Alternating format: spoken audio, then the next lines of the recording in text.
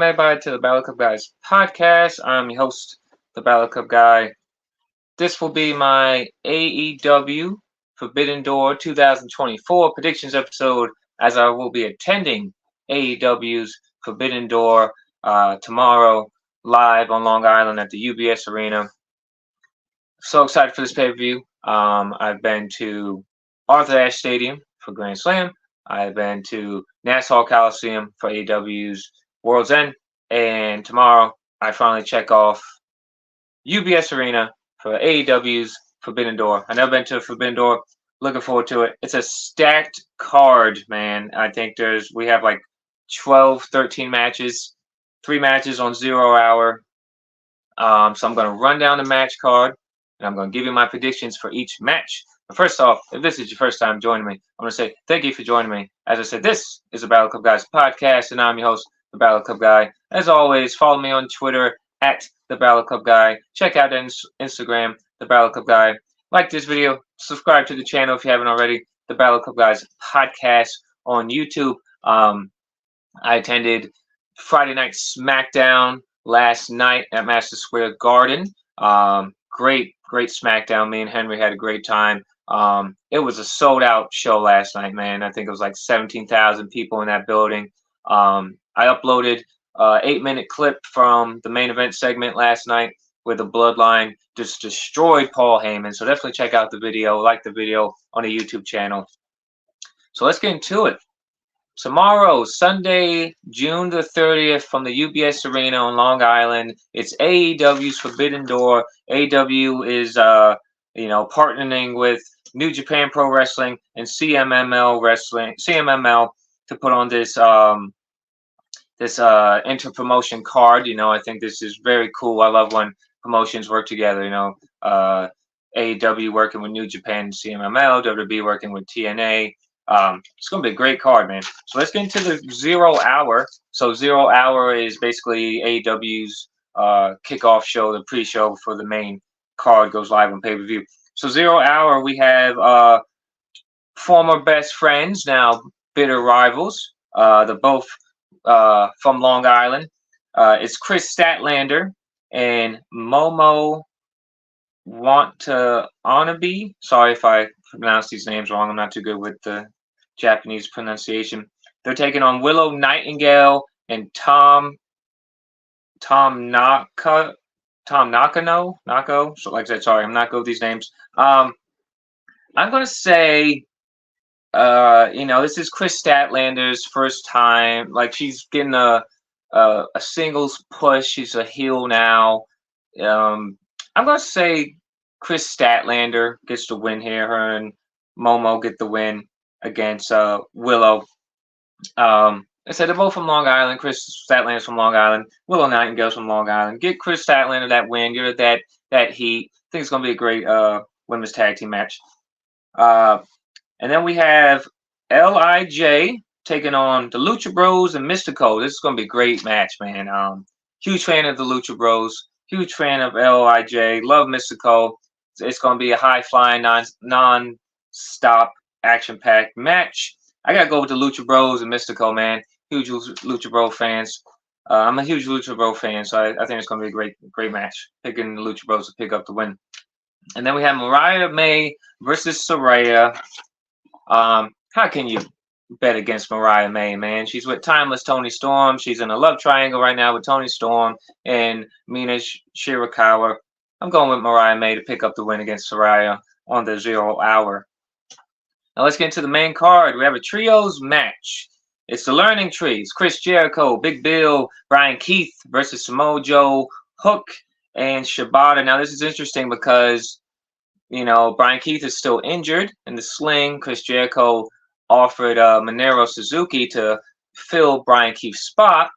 Minoru Suzuki said, no, Chris Jericho, I'm not going to team with you. I'm going to fight you for that FTW championship. Now, I don't know if this trios match is going to just not happen, or the trios match is going to happen, and then Minoru Suzuki comes in and challenges Chris Jericho to an impromptu match. So we'll see how it happens. If we get the trios match, I'm going to say Samoa Joe, Hook, and Shibata win that match. If we get Minoru Suzuki versus Chris Jericho for the FTW title, I'm going to say Minoru Suzuki wins the FTW title. I think that'd be cool to see Minoru Suzuki with that FTW title. We have Long Island's own MJF versus, like I said, bear with me on these pronunciations of the Japanese wrestlers. Hechicero, I believe it's pronounced. I'm going to say MJF picks up the win. How can you bet against MJF on Long Island? Hometown guy, he's our scumbag. He looks better than ever. He's returned from his injury. Give MJF that win, and I think this will project MJF into the main event spotlight once again. MJF versus a Will Ospreay at All In would be a great match. So I'm going to pick MJF here to pick up the win against Hechicero. We have a first round in the Owen Hart men's tournament. It's American Dragon Bryan Danielson versus Shingo Takagi.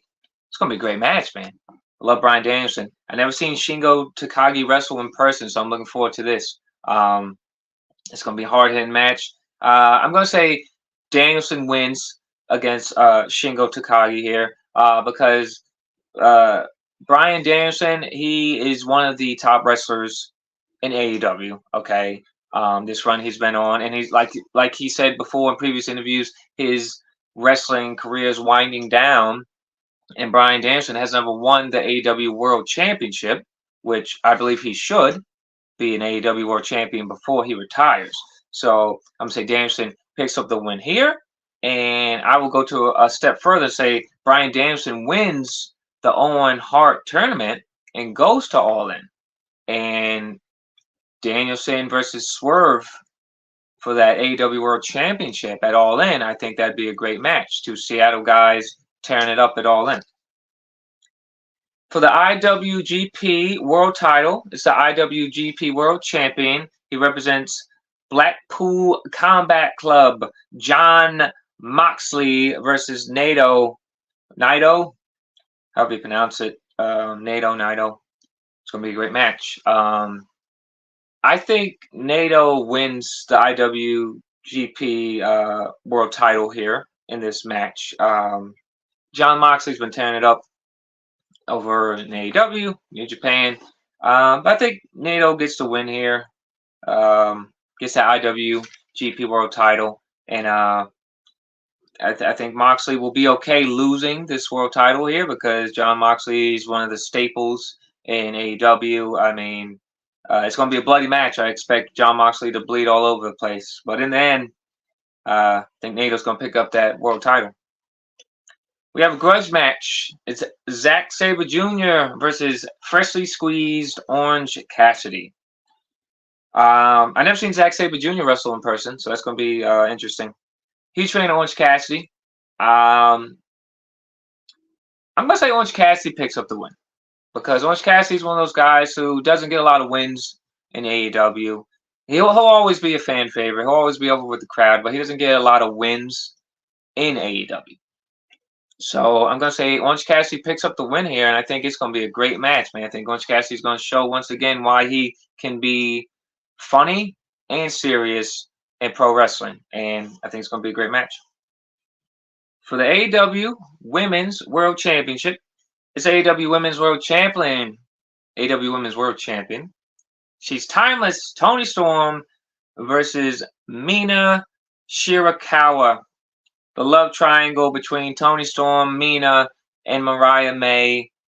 Is Mariah May going to help Toni Storm? Is Mariah May going to help Mina here? Now, on Dynamite this past week, Mina accidentally struck Mariah May with the champagne bottle when she was trying to strike Toni Storm.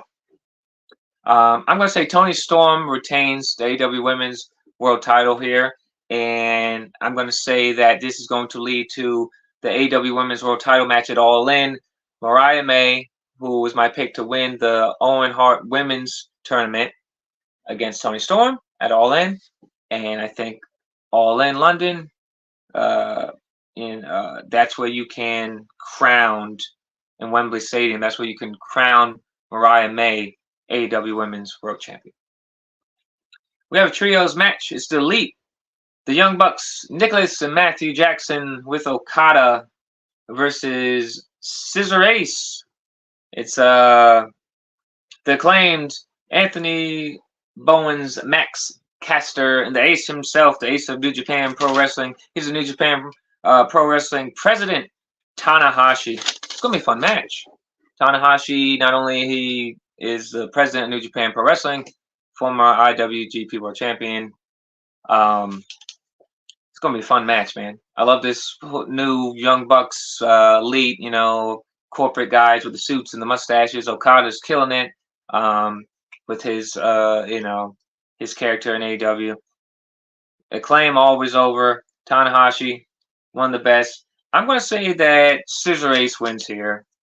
And Anthony Bowens, Max Caster pick up the win with Tanahashi over the Elite because the Elite losing in a trios match, it's not going to hurt them. It's not going to hurt Okada because it's not like Okada's losing in a singles match. He's not losing his Continental Championship.